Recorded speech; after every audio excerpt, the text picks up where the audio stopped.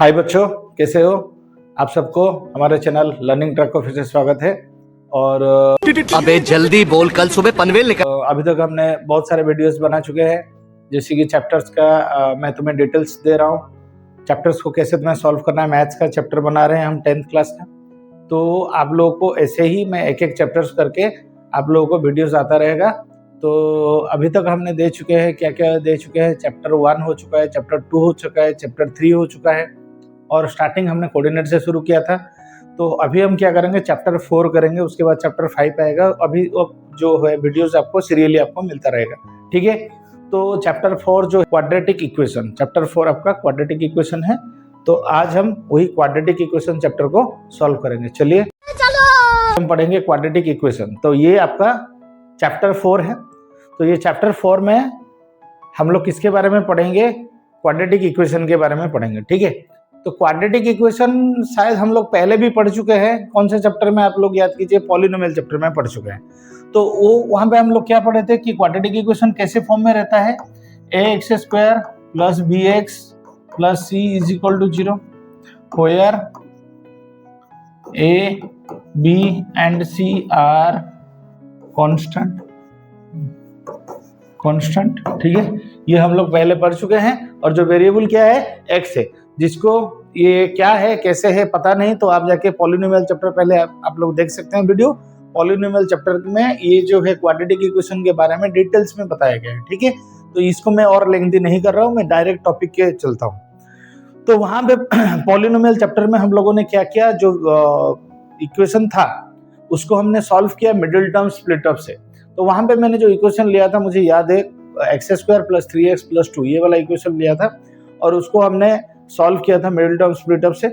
आज हम यहाँ पे क्या करेंगे, ये चैप्टर में हम लोग क्या क्या सीखेंगे, ठीक है। तो ये वाले वहां पे तो अल्फा बीटा था, वो वाले पॉलिनोमियल चैप्टर में आपका अल्फा बीटा था, जीरोस का रिलेशन था, ये सब था। यहाँ पे क्या है, ये चैप्टर में हम लोग क्या सीखेंगे? ये चैप्टर में हम लोग सीखेंगे कि क्वाड्रेटिक इक्वेशन अगर हमें मिले तो उसको कैसे सॉल्व करके उसका फैक्टर्स या जीरोस निकालना है। तो उसको सॉल्व करने का आज तक हमें एक ही फॉर्मूला पता था, क्या है? वो है middle term split up. Actually तीन फॉर्मूला है। एक तो हो गया आपका मिडिल टर्म स्प्लिट अप, और एक है कंप्लीटिंग स्क्वायर, और एक है क्वाड्रेटिक फॉर्मूला। कंप्लीटिंग स्क्वायर जो है मेथड अभी फिलहाल सिलेबस से काट दिया गया है, तो आप लोग को सिर्फ 2 ही मेथड मतलब पढ़ाया जाएगा। एक तो है मिडिल टर्म स्प्लिट अप, दूसरा है क्वाड्रेटिक फॉर्मूला। तो पहले एक क्वेश्चन हम लोग लेंगे, उसको हम मिडिल टर्म स्प्लिट अप से करेंगे, फिर क्वाड्रेटिक फॉर्मूला क्या है उसको देखेंगे, और उसी से हम लोग सॉल्व करेंगे, ठीक है। चलिए, यहाँ पे क्या है? सम है, प्रोडक्ट है, ठीक है। आप लोगों में बताया था सम आपका क्या होगा। सम आपका क्या होगा? जो बीच वाला जो है, बी जो है सम है 5, प्रोडक्ट क्या होगा? ए और सी, ए क्या है? 1 है, सी क्या है? 6 है, तो प्रोडक्ट क्या होगा? 6 होगा। तो सम होगा 5, प्रोडक्ट होगा 6। आप बताइए, 2 नंबर बताइए। सम होगा 5, प्रोडक्ट होगा 6। और एक चीज ध्यान में रखिए, सम जो है -5 है सम जो है -5 है, प्रोडक्ट भी क्या है? -6 है। तो ऐसा 2 नंबर लेना है जिसको दोनों को ऐड करके हमें -5 मिलेगा, और दोनों को इंटू करने के बाद -6 मिलेगा। तो आप लोग बताओगे हाँ है, 2 नंबर है, 2 और 3। 2 और 3 को अगर हम मल्टीप्लाई करेंगे तो 6 मिलेगा। तो थोड़ा सोच के देखिए, 2 और 3 अगर लेंगे -2 -3, तो दोनों को ऐड करने पे -5 हो रहा है। बट अगर ये दोनों को हम मल्टीप्लाई करें तो क्या 6 -6 हो रहा है या 6 हो रहा है? हमारा 6 आ रहा है। तो ये जो है ये नहीं होगा, ये जो हिस्सा है ये। और कुछ जोड़ी बन सकता है क्या, देखेंगे? हाँ, और एक जोड़ी बन सकता है -6 और 1 का। अगर हम देखेंगे -6 + 1 तो -5 बन रहा है, और -6 × 1 करेंगे तो -6 हो रहा है। तो ये वाला जोड़ी सही बैठ रहा है। तो हमारा 2 नंबर है -6 और 1। क्या है? -6 और 1। तो एक होगा -6x, एक होगा x। चलिए, तो ये होगा x² - 6x + x -6 = 0, ठीक है।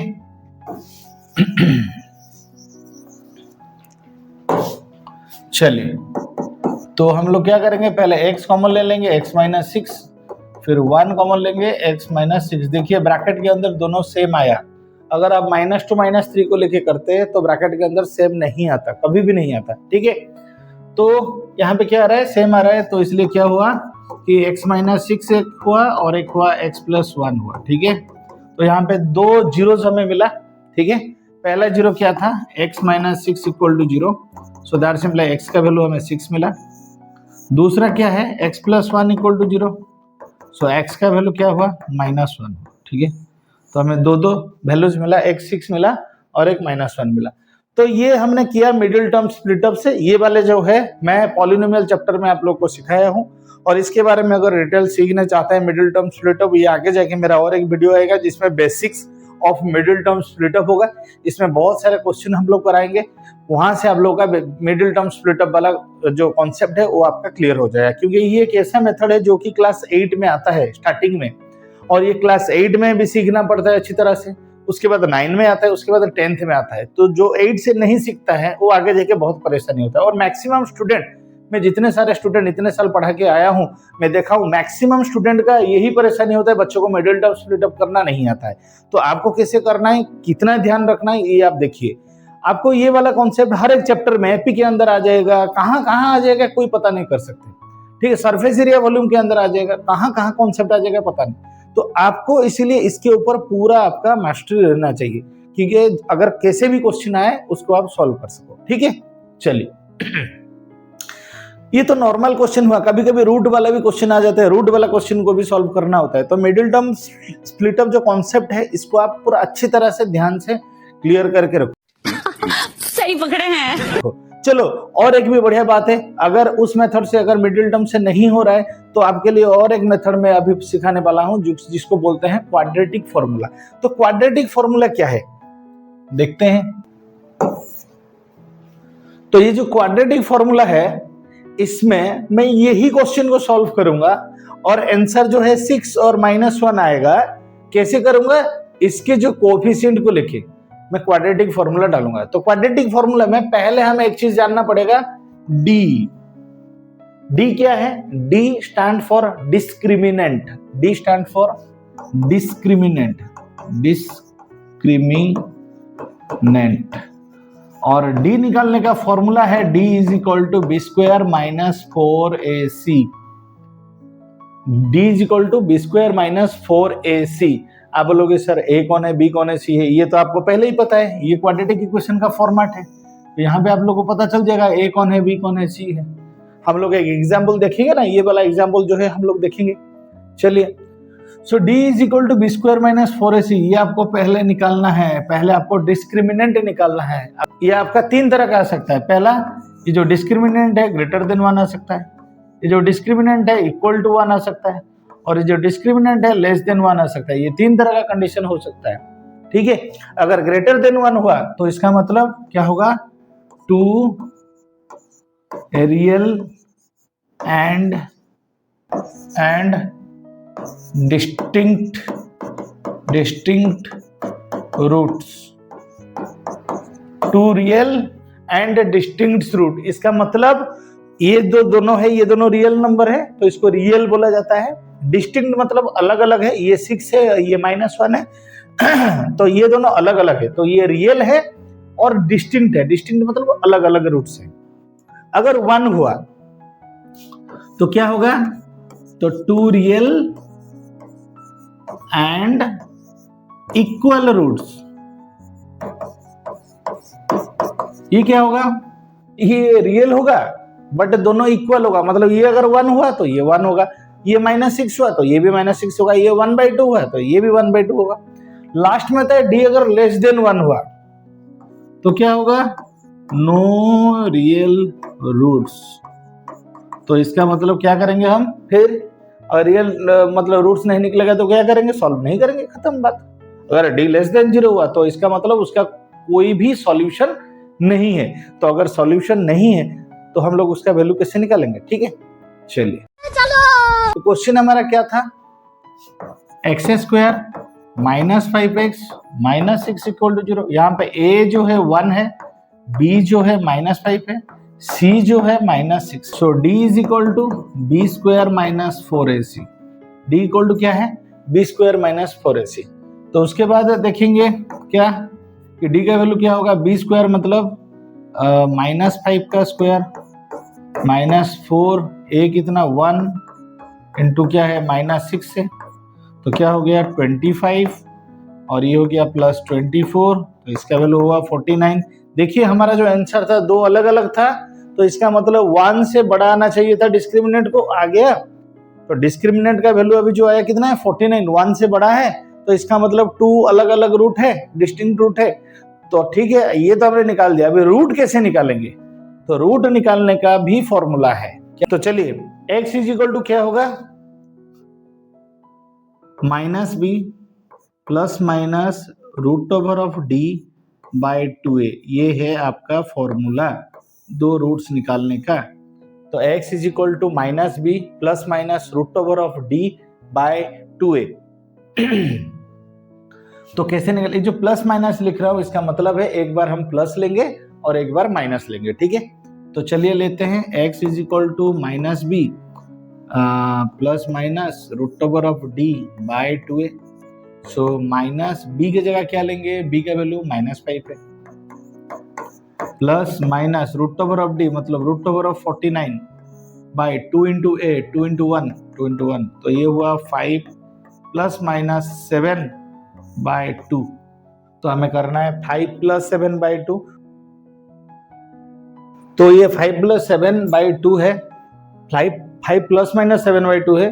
तो प्लस माइनस का मतलब है आपको एक बार प्लस लेना है और एक बार माइनस लेना है। तो क्या होगा, x is equal to 5 plus 7 by 2 और होगा 5 माइनस 7 बाई 2, जिसका वैल्यू होगा 12 बाई 2, जिसका वैल्यू है 6, और ये होगा -2 बाई 2, -2 बाई 2, इसका वैल्यू है -1। देखिए आपको पहले भी जो वैल्यू मिला था वही सेम वैल्यू मिला था, 6 और -1, 6 और -1। तो इसका मतलब ये है कि क्वाड्रेटिक इक्वेशन को हमने दो मेथड से सॉल्व करना सीख गया। एक मेथड है मिडिल टर्म स्प्लिट अप, दूसरा मेथड है क्वाड्रेटिक फॉर्मूला, और एक भी है कंप्लीटिंग स्क्वायर। अगर आप लोग सीखना चाहते हो तो कमेंट बॉक्स में जरूर लिखना, मैं आप लोग को ये वाला भी वीडियो अलग से बना दूंगा, ठीक है। तो और एक बात जो मैं हर वीडियो में बोलता हूं कि ये चैप्टर में एग्जाम में क्या आएगा, बोर्ड एग्जाम में क्या आएगा। तो चलिए बोर्ड एग्जाम में कैसा क्वेश्चन आता है मैं आप लोग को दिखाता हूं। तो देखिए क्वेश्चन एग्जाम में क्या आता है, इसका 3 चैप्टर है, 3 एक्सरसाइज है, 4.1, 4.2, 4.3 आप अपने एनसीईआरटी में देख सकते हैं। 4.2 में जो है अभी ये वाला जो एनसीईआरटी है 4.2 में ये बस छोटा मोटा क्वेश्चन है, वर्ड प्रॉब्लम है। तो वर्ड प्रॉब्लम इसका बहुत सारे वर्ड प्रॉब्लम है जो कि पुराने, अगर एनसीईआरटी एक्सरसाइज आप लोगों को मिल रहा है एनसीईआरटी बुक, तो पुराने एनसीईआरटी में 4.3 जो है जरूर कीजिए। अच्छा ये नया पुराने एनसीईआरटी बुक में ये जो था 4.4 था, 4.4 था, और इससे जो 2 नंबर वाला क्वेश्चन है ये हमेशा आता है। 2 नंबर वाला क्वेश्चन जो है हमेशा आता है, मतलब इसी पैटर्न का क्वेश्चन आता है, यही क्वेश्चन आएगा बार बार, ये ऐसा बात नहीं है, इसी पैटर्न का क्वेश्चन आता है। जैसे कि क्या लिखा है थोड़ा ऑब्जर्व कीजिए, find the value of k for each of the following quadratic equation so that they have 2 equal roots, जिनका 2 इक्वल रूट्स है। 2 इक्वल रूट्स मतलब d इक्वल टू 0 है। 2 इक्वल रूट्स मतलब क्या है, 2 इक्वल टू 0 है, मतलब d इक्वल टू 0 है। तो आप लोग देखिए कौन सा इक्वेशन सॉल्व करें। चलो मैं 2i वाला सॉल्व करता हूं। तो ये क्या है, kx whole x minus 2 plus 6 is equal to 0। तो चलिए ये हमारा इक्वेशन है। यहां पे बोल रहा है कि आपका जो डिस्क्रिमिनेंट है वो 0 है। कैसे बोला कि यह बोला कि 2 जो रूट्स है वो इक्वल है। यहाँ पे जो बोला 2 roots are equal, 2 roots are equal. अगर 2 रूट्स इक्वल हैं तो इसका मतलब d का वैल्यू क्या है, 0 है। तो हम लोग स्टार्ट करेंगे। देखिए पहला ये तो इक्वेशन है ही नहीं, तो इक्वेशन बनाएंगे, इसको कैसे इंटू करेंगे, kx² minus 2kx plus 6 equal to 0। तो यहाँ पे फिर क्या करेंगे हम, अकॉर्डिंग टू क्वेश्चन लिखेंगे, अकॉर्डिंग टू क्वेश्चन क्या, d equal to 0। So that simple d मतलब b² माइनस 4ac जो है वो 0 है। तो b का वैल्यू क्या है, b का वैल्यू क्या है, -2k। सो -2k का स्क्वायर माइनस 4 इंटू a क्या है, a है k इंटू c क्या है 6 इज इक्वल टू 0। सो इसका वैल्यू हो गया 4k² minus 24k is equal to 0। तो that simply 4k² is equal to 24k। तो k स्क्वायर के साथ कट हो गया, 4 24 के साथ कट हो गया, 6 हो गया। तो इसका मतलब हुआ k का वैल्यू कितना हुआ 6 हुआ। तो ऐसे क्वेश्चन आपको MCQ में ज्यादातर मिल सकता है, नहीं तो 2 मार्क क्वेश्चन में देखने के लिए मिल सकता है। तो इस तरह का क्वेश्चन आता है। और इसको छोड़ के एक वर्ड प्रॉब्लम आ सकता है, नहीं तो आपका और एक तरह का वैरायटी टाइप ऑफ इक्वेशन दे देगा, बोलेगा इसको सॉल्व करने के लिए। ठीक है, तो ये चैप्टर का ये आगे हम जो एनसीईआरटी सॉल्यूशन लाएंगे तभी हम और डिटेल्स में बात करेंगे। तो ये आपका जो था बेसिक वीडियो था। धन्यवाद।